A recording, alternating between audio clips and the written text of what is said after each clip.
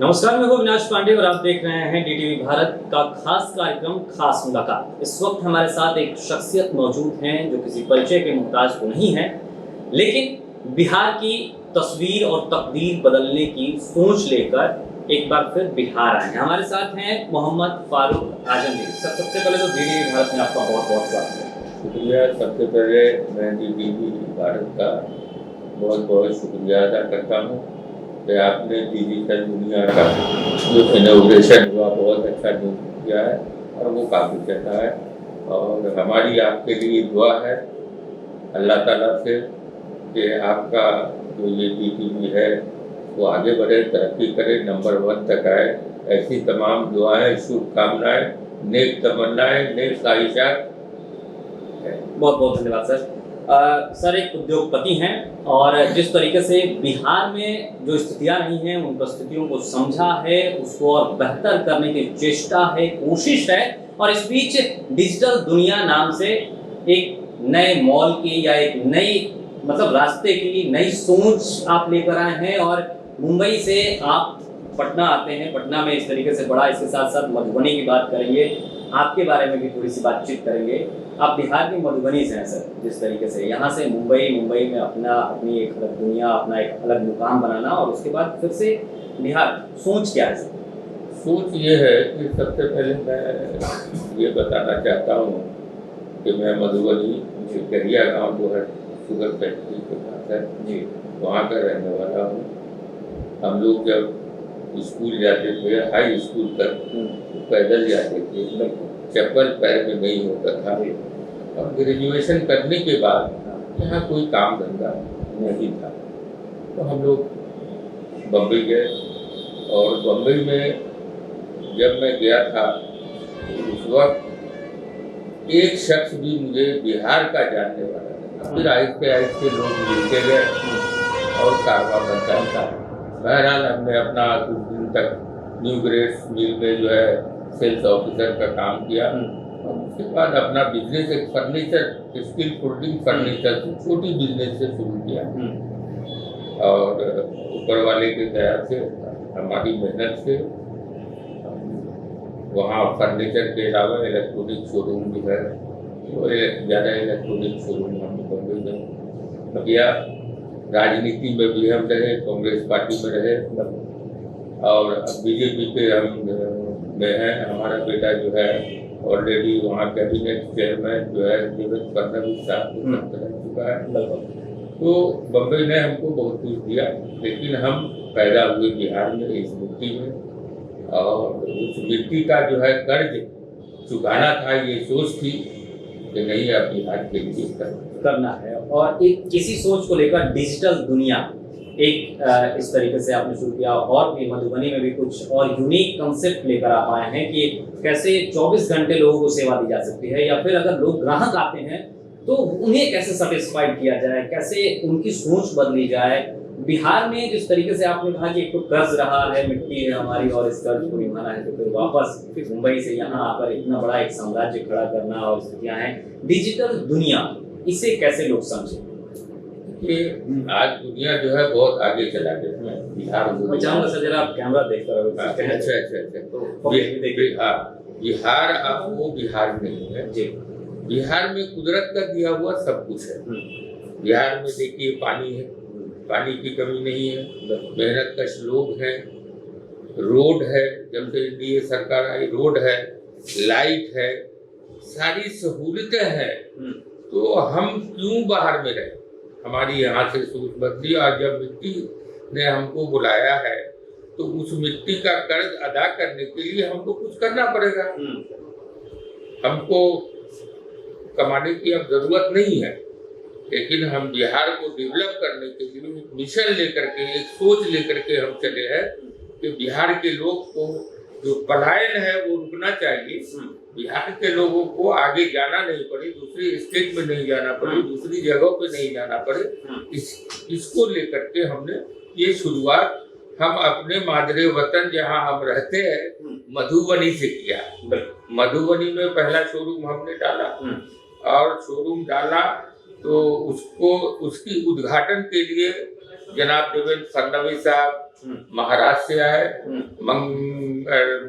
मंगल पांडे जी जो स्वास्थ्य मंत्री है वो पटना से आए, उनके हाथ से उद्घाटन हुआ और ये लॉकडाउन में तैयार हुआ।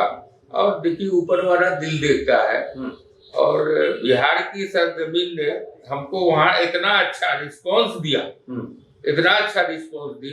कि जो हमारा मिशन है उसमें लगा के हम इंशाअल्लाह बहुत जल्द कामयाब होंगे। वो कारोबार बहुत अच्छा चलने लगा। फिर हमने वहाँ पे एक live long medical and general store का किया कि जिसमें 24 घंटा सर्विस देते हैं, 24 आवर सर्विस। 24 आवर सर्विस में रात में अगर किसी को फ्री डिलीवरी चाहिए, होम डिलीवरी चाहिए तो वो भी देते हैं, दिन में भी होम डिलीवरी देते हैं। रात में कोई 25 रुपए का 20 रुपए की दवा मंगाता है तो 100 रुपए का पेट्रोल जला करके आदमी बाइक से उसके घर में जरूरतमंद को डिलीवरी दे के आता है। ये एक बड़ा यूनिक कंसेप्ट आप। अच्छा, दूसरा इसमें ऐसा है कि अब जितनी भी दवा की दुकान है, मेरा कंसेप्ट सब अलग है, चाहे इलेक्ट्रॉनिक का हो, फर्नीचर का हो या मेडिकल जनरल स्टोर का है। ये बिहार के लिए बिल्कुल नया कंसेप्ट है। तो एक तो आप देखिए बिहार में जितनी दवा की दुकानें हैं वो बाहर से लोग दवा खरीदते हैं और उनको बाहर से दे दिया, धूप में लाइन लगा के खड़े हुए हैं। हमारे यहाँ दवा की भी दुकान में एयर कंडीशन में आकर के चेयर लगे हुए हैं, कस्टमर आराम से बैठते हैं और वो दवाई जो चाहिए खरीद करके लेके जाते हैं। इसके अलावा 24 घंटे का सर्विस है, उसमें जनरल स्टोर भी है कि घर की दूसरी जरूरतों की सामान, वो सारी चीजें जो है वो भी ये मिलता है। एक चीज मैं बताना चाहता हूँ डिजिटल दुनिया के लिए। जब डिजिटल दुनिया हमने चालू किया था तो हमने जो क्वालिटी और ब्रांडेड सारी चीजें ब्रांडेड है अपने पास, और उसमें भी जो हाई क्वालिटी की चीज है, यानी जो ज्यादा महंगी चीजें हैं जैसे एप्पल है, सैमसंग है, उसके मोबाइल रखना शुरू किया। और जब एप्पल बिहार में नहीं आया था, दुबई में शुरू हुआ था और हमने एप्पल देना शुरू किया, तो मधुबनी में हमने 2 महीना में 150 एप्पल के मोबाइल बिके। अच्छा, मधुबनी के लोग, बिहार के लोग माशाअल्लाह बहुत शौकीन है, ये करना चाहता। और सबसे बड़ी बात ये लगी कि लोगों में लोग खुद आ रहे हैं हमारे पास कि नहीं ये हमारी दुकान है। ये बड़ी बात है कि हमारी दुकान का मकसद है कि बिहार को आगे ले जाना, तरक्की करना। तो लोग खुद आ रहे हैं नहीं कि ये तो हमारी दुकान है, हमारी सोच है, हमारी सोच को, हमारे देश को, हमारे स्टेट को आगे बढ़ाने के लिए जो आदमी आया है तो लोग वहाँ आते हैं। लॉकडाउन जब था, बंद होते थे तो फोन आते थे और घर पे उनको खोल के डिलीवरी। हमारा लॉकडाउन में भी सेल चालू था। लॉकडाउन में भी सेल चालू था और लॉकडाउन में आपने बहुत कुछ किया बिहार में। ये बहुत लोग, जैसे लॉकडाउन में कई लोगों की जो बिजनेस कर रहे थे उनको नुकसान हो रहा था, तो कई लोगों ने अपने बिजनेस को बंद करने की सोची, अपने आप को आगे रखा, अपने वर्कर्स को, अपने जो उनका काम था उसको हो सकता है पीछे रखा। और कई हमने देखा, चाहे कई दुकानों की, बड़ी दुकानों की बात कर रहे हैं या फिर कई बिजनेसमैन के उनके जो बिजनेस थे उन्होंने उन्हें उसे बंद कर दिया और वर्कर्स रोड पर आ गए। मतलब जो काम कर रहे थे वो अपने घरों में हो गए, उन्हें उनका रोजगार चला गया। लेकिन इस बीच आप आते हैं, लॉकडाउन में इतनी बड़े इन्वेस्टमेंट करते हैं और उसके बाद लोगों को रोजगार मिलता है, और यहाँ से कहीं ना कहीं शायद ये एक रीजन है कि लोगों को लगता है कि नहीं ये मेरी अपनी दुकान है। इस तरीके बिल्कुल लगता है लोगों को, अपनी दुकान, जो काम करने वाले हैं उनको भी लगता है कि हम मालिक है इस दुकान के, और सबको मालिक बना के रखा है हमने। और हमने बम्बई में हमारे 135 वर्कर है, लॉकडाउन में भी हम उनको तनख्वाह सैलरी देते रहे, एक दिन भी बर्खास्तगी नहीं रखा। चाहे वहाँ के वर्कर हो या बिहार के वर्कर हो। हम बम्बई में भी रहते हैं तो हमारे जो लोग है, ड्राइवर है, वो भले घर में बैठा है लेकिन उसको घर में तनख्वाह मिलती रहती है। हमने कभी ब्रेक नहीं किया है। दूसरी बात यह है कि जो डिजिटल दुनिया है इसमें बिल्कुल नया कंसेप्ट, हम क्वालिटी के ऊपर यकीन करते हैं, सर्विस के ऊपर यकीन करते हैं और प्राइस जो है रीजनेबल। मतलब आम जनता जो सोचती है कि मुझे कुछ सस्ता में अच्छा मिल जाए उसकी सर्विस अच्छी मिल जाए और मैं जाऊं तो लगे कि नहीं मेरे साथ बिहेवियर अच्छा हो रहा है, मुझसे जो बातचीत कर रहे हैं जो कस्टमर हैं जो एग्जीक्यूटिव हैं आपके, वो अगर दोनों में तालमेल बैठती है तो अच्छा यहाँ से निकल कर आता है। तो इसी सोच को लेकर आपने मैं एक चीज बताना चाहता हूँ। मैं जब आया था मधुबनी तो मुझे कोई कुछ दवा की जरूरत थी, तो एक दवा की दुकान पे मैं गया। यानी मेडिकल मेरा लाइन नहीं, इलेक्ट्रॉनिक फर्नीचर मेरा लाइन है, लेकिन मैं इसमें क्यों आया, एक दुकान पे गया दवा लेने के लिए, तो देखा जो कस्टमर थे लाइन में खड़े थे, दवा ऐसे फेंक के देता था और कोई बोला कि नहीं हमको ये नहीं है दवा, जाओ। तो हमने कहा कि नहीं ये तो भाई बिल्कुल, ये कैसे बिजनेसमैन है, कैसे कारोबारी लोग हैं। तो यहाँ के हालात को बदलना होगा, और बदलना होगा तो ऐसे हम बोलेंगे तो कुछ नहीं है, तो कुछ करके दिखाओ। फिर हमने जो है मेडिकल स्टोर डाला, मेडिकल एंड जनरल स्टोर। जब वहाँ हमने सर्विस देना शुरू किया तो उन लोगों की दुकान खाली हो गए, लोग आना शुरू हो गए। बाद में अब ये फायदा हुआ लोगों का कि उन लोगों ने भी डिस्काउंट देना, 10% डिस्काउंट देना शुरू कर दिया। अच्छा, एक सवाल यहाँ पर बहुत इंपॉर्टेंट होता है, जैसे अभी आपने कहा कि एक तो जो दुकानदार हैं या जिनका जिस तरीके से चल रहा है उनका अगर बिहेवियर सही नहीं रहा हो, तो फिर अगर बिहेवियर अच्छा लेकर आते हैं तो आपकी दुकान चलेगी और लोग आपको खाएंगे। दूसरा, बिहार को लेकर एक लोगों के दिमाग में, उद्योगपतियों की हम बातचीत कर रहे हैं या फिर बड़े बिजनेसमैन की बातचीत कर रहे हैं, बिहार नहीं आना चाहते। उन्हें लगता है कि बिहार जाएंगे तो पता नहीं मेरे साथ क्या हो जाएगा। आपके मन में क्या ये चीज नहीं था, आप बिहार आए तो? पहले मैंने सर्वे किया, जब सोच थी कि भाई अपने को अपने वतन के लिए, अपने गांव के लिए कुछ करना है, तो हमने सर्वे किया। पहले हमारे 2 बेटे हैं, दोनों बेटे से बात किया कि भाई तुम लोग के लिए जो करना था और आप लोग भी अच्छा कर रहे हो, जो कर रहे हो सब ठीक है, लेकिन मुझे अब छोड़ दो, मुझे अपने गांव में जाके कुछ करना। तो बच्चों ने कहा कि नहीं हम आपके साथ हैं, हम आपके साथ हैं और आप जो करना चाहते हैं हम उसमें साथ हैं, आप हुक्म कीजिए, ऑर्डर कीजिए, हम आपके साथ हैं। हमने कहा कि भाई वहाँ हमको अपना बिजनेस एस्टेब्लिश करना है और वहाँ जा करके हमको एक जो बिहार में पहले डर था, अच्छा एक जमाना था कि बिहार के नाम से लोग बाहर में कतराते थे, कह रहे भाई ये बिहार में वो है। तो हमको एक दिखाना भी है, हमने बम्बई में दिखाया कि बिहार के लोग क्या चीज है। हम बिहारियों के लिए बहुत लड़े हैं, हम वहाँ परेड बना। सवाल मेरा इसीलिए हम भी पूछने वाले थे कि एक तो बिहार में उद्योगपति नहीं आना चाहते हैं और मुंबई महाराष्ट्र में बिहारियों के साथ जो होता है, इस बीच दोनों में आप सफलता कहीं ना कहीं आपको। हाँ, हमने बिहारियों के लिए बहुत लड़ा है, कितने धरने, मोर्चे, पुलिस स्टेशन और सब कुछ किया। बिहारियों को कोई पहले एक ऐसा था, मैं जब गया था तो जब मिला तो देखा कि अपने अपने क्षेत्र में जो आदमी रहता है तो बोलते कहीं कोई बिहारी इधर आओ, तो मुझे बहुत बुरा लगता था कि भाई ये बिहारियों के ये बिहार क्या है इसको मालूम नहीं है। कुछ लोगों के वजह से बिहार का नाम खराब है। तो जब मैं उसके लिए शुरुआत किया, पहले तो इकट्ठा किया बिहारी को, क्या प्लेटफॉर्म पे आता बिहार है, झारखंड ये संघ मैंने बनाया, बना करके अंजुमन बाशिंदे ने बिहार बनाया, बिहार प्रवासी संघ बनाया, कि सब मिल करके बिहारियों की ताकत का मुजाहरा किया। खास करके धरावी में एक वक्त आया था कि धरावी में बिहारियों को मार करके भगाया जा रहा था, वहां हम आगे आए, लड़े, डटे और इनको मजबूर कर दिया।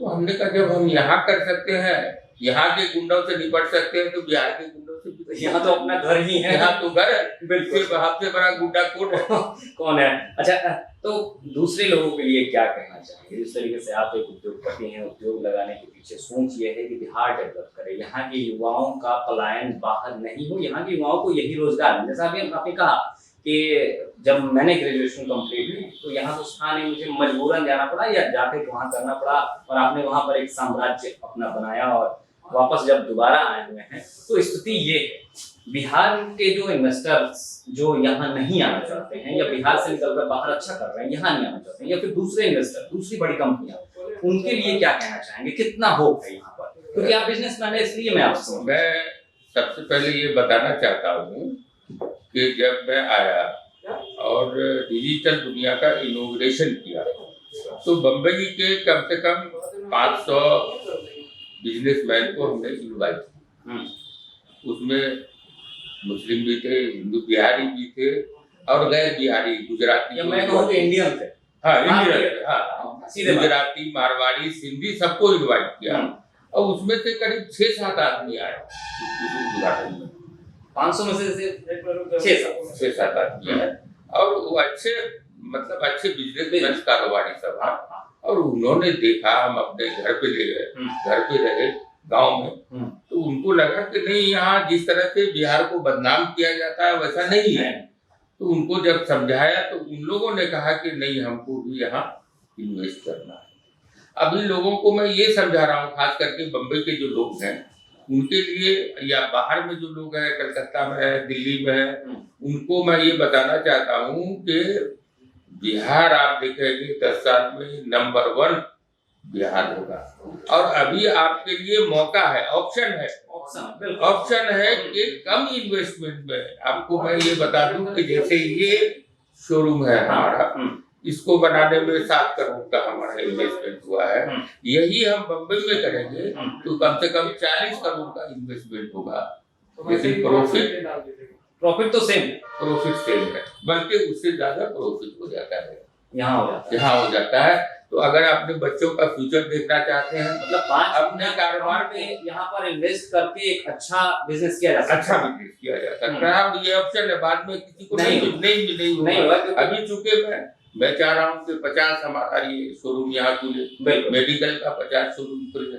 मैं फैक्ट्री पंडोल में जो है इंडस्ट्रियल एरिया में 2 एकड़ जमीन लिया है, वहाँ मखाना प्रोसेसिंग प्लांट डाल रहे हैं। मखाना को लेकर एक बड़ा उद्योग, मतलब बड़ा उद्योग है। और मखाना ऐसा है हमारी दुनिया का सबसे अच्छा ड्राई फ्रूट माना जाता है, नंबर 1 ड्राई फ्रूट। यहाँ के लोग समझते मखाना क्या है, इसके फॉरेन में इतने डिमांड है और कम से कम 70% दवाओं में मखाना का इस्तेमाल होता है।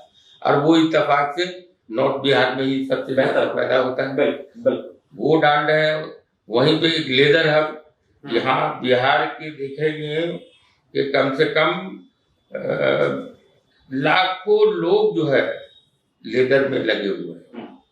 तो हम लेदर हब वहाँ एक डालना चाहते हैं, गंजापुर में डालना चाहते हैं। हम सीएम साहब से भी बात किए हैं, उन्होंने भी बहुत अच्छा सहयोग देने का वादा किया है।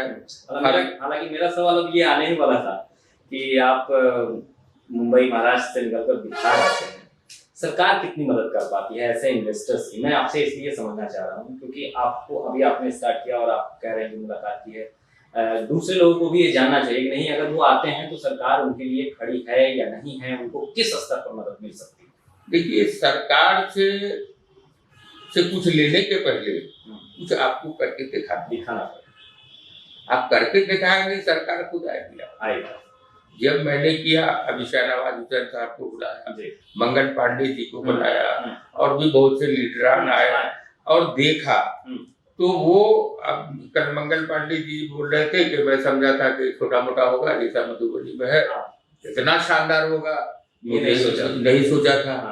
अब वो एमपी साहब आए, बोले भाई आप तो उल्टी गंगा बहा दिया, अब हमारे क्षेत्र में लोग उधर के आएंगे। तो देखा ना लोगों ने। तो मैं जब किया तो सीएम साहब से मिला और सीएम साहब बिल्कुल पॉजिटिव आदमी, बहुत अच्छे आदमी, और वो चाहते हैं कि बिहार तरक्की करे। तो उन्होंने हमको बहुत अच्छा रिस्पेक्ट दिया। उन्होंने कहा कि जो हमसे मदद होगा वो हम करेंगे। हमने उनसे एजुकेशन की बात की, उन्होंने फौरन इसके लिए कहा कि जहाँ आपको जमीन चाहिए मैं देता हूँ, आप खोलिए, इंडस्ट्रीज खोलना है खोलिए। तो मैंने कहा कि आने वाले समय में यूनिवर्सिटीज, कॉलेज, स्कूल्स के भी प्लान है और ऑलरेडी मैं दरगाह कमेटी, दरगाह ख्वाजा साहब अजमेर का मेंबर हूँ, मैं चेयरमैन भी रह चुका हूँ, मैं मेंबर हूँ। और दरगाह कमेटी की तरफ से फैसला हो गया है कि नॉर्थ बिहार में, खास करके मधुबनी और दरभंगा के बीच में ख्वाजा गरीब नवाज यूनिवर्सिटी कायम करेंगे। अब उसके ऊपर हम बहुत जल्द काम करने वाले हैं और जितना भी इन्वेस्टमेंट है वो हम खुद करेंगे, दरगाह कमेटी करेगी, उसमें सरकार से हमको कुछ नहीं ले रहा है। हमारे वक्फ बोर्ड की बहुत सी जमीनें हैं जो हमको केंद्र सरकार देने जा रही है, तो सरकार तो हमारी मदद करेगी, घर पे चल के आएंगे। अब रात बात हुई कि बिहार शरीफ का, हाँ। तो ये अपने मंडल जी ने कहा कि भाई आप जब भी उद्घाटन करें मैं हमको बताइएगा, सीएम साहब को ले चलेंगे। तो सरकार खुद आएगी। मैं लोगों से अपील करता हूँ, बिहार के लोगों से, कि आप आइए, कुछ करके दिखाइए। हाँ। छोटा सा जो आपका एम है करके दिखाइए, सरकार आपके द्वार होगी। बिल्कुल, मतलब मैं जो समझ पाया कि करने की अगर इच्छा शक्ति हो तो कर जाइए, पीछे से लोग आते जाएंगे, कारवा बढ़ता जाएगा और स्थिति क्लियर हो जाएगी। चला था जाने मंजिल पकड़, लोग आते गए और कारवा बनता गया। वाकई में तो अगर सोच बेहतर हो तो बिहार क्या, मुझे लगता है कि इससे भी पीछे वाले जो राज्य हैं उनको और बेहतर बनाया जा सकता है, और बिहार के साथ साथ दूसरे राज्य भी अगर डेवलप होंगे तो भारत बहुत आगे जाए। और हम लोगों से दरखास्त करते हैं कि ये भारत है जिसमें सारी कुदरती वसाएं, तो मेहनत से, नेक तरीके से, नेक नियति से अगर कोशिश करेंगे, भारत नंबर 1 पर होगा। तो वाकई में सोच बड़ी होनी चाहिए, करने का जज्बा होना चाहिए। बिहार क्या, आप कहीं भी करेंगे तो अच्छा कर जाएंगे। और डीटीवी भारत भी उन तमाम इन्वेस्टर्स, उन तमाम उद्योगपतियों से अपील करता है कि बिहार आइए, आपका स्वागत होगा। और जिस तरीके से फारूक जी ने कहा कि नहीं, मैं तो बिहार से हूं और बिहार को समझता हूं और बिहार आया हूं तो बेहतर कर रहा हूं, आप भी आइएगा तो आपके लिए अभी पूरा प्लेटफॉर्म में कहूं खाली है, बेहतर किया जा सकता है। और फिर मौका नहीं मिलेगा, आपकी तरह लोग जो है वो आके यहाँ पे पूरा मतलब एक तरीके से एक छत्र राज हो सकता है। और अभी मौका है कि आज उनको कम इन्वेस्टमेंट में ज्यादा बिजनेस, ज्यादा प्रॉफिट हो सकता है, और कल वो करके बहुत महंगा हो जाएगा, क्योंकि बिहार फिर आगे बढ़ जाएगा। आपने बढ़ा दिया, देर मत कीजिए। एक आखिरी सवाल, युवाओं से क्या कहना चाहेंगे जो युवा यहाँ पर नहीं रहना चाहते हैं या फिर बाहर जाते हैं, मजबूरी की बस बाहर जाना चाहते हैं, उनके लिए क्या संदेश होगा कि क्या वो यहाँ पर रुकें, आपके तरीके से और लोग आएंगे,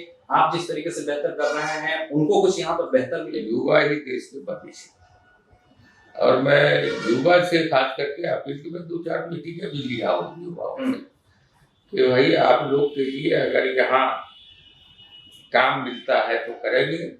तो लोग लाइन लगा करके हैं कि नहीं आप कीजिए।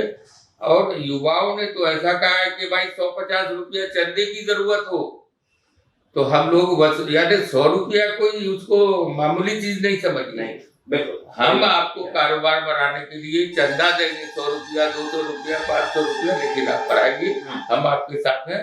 और युवाओं से हमारी अपील है कि आप यहाँ जैसे जैसे रोजगार मिलते हैं वो कीजिए। बिहार तरक्की कर रहा है और यहाँ बिहार को जो है बिल्कुल जन्नत बना दीजिए, स्वर्ग बना दीजिए कि लोग आने के लिए बिहार आए, पूरे देश से आए, पूरी दुनिया से। डीटीवी भारत ने भी ये कोशिश की है बिहार से बेहतर करने की। हमारी भी कोशिश है कि बिहार में जिस तरीके से लोग रोजगार दे पाए, क्योंकि हमारे पास भी अभी 50 से 60 लोगों की टीम काम कर रही है। तो करीब मुझे लगता है कि हमारी सोच और आपकी सोच बिहार को और बेहतर बनाने की कहीं ना कहीं ये हमारे लिए बहुत ही खुशी की बात है।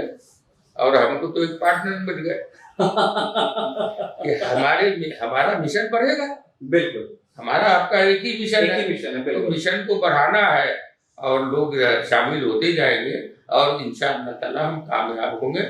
और मैं डीटीवी भारत को बहुत बहुत मुबारकबाद देता हूँ और दुआ भी करता हूँ और लोगों से अपील भी करता हूँ कि ये आपका चैनल है, ये बिहार का चैनल है, ये आपके बच्चों का चैनल है, ये आपके फ्यूचर मुस्तकबल का चैनल है। आप इस चैनल से जुड़िए और जो मिशन है इनका उसको कामयाब बनाइए। आप खुद अपने आप को कामयाब बनाइए, बिहार को कामयाब बनाइए, भारत को कामयाब। बिल्कुल, तो वाकई में सोच बेहतर होनी चाहिए, जज्बा होना चाहिए कुछ भी कर दिखाने का, और आप कर जाएंगे।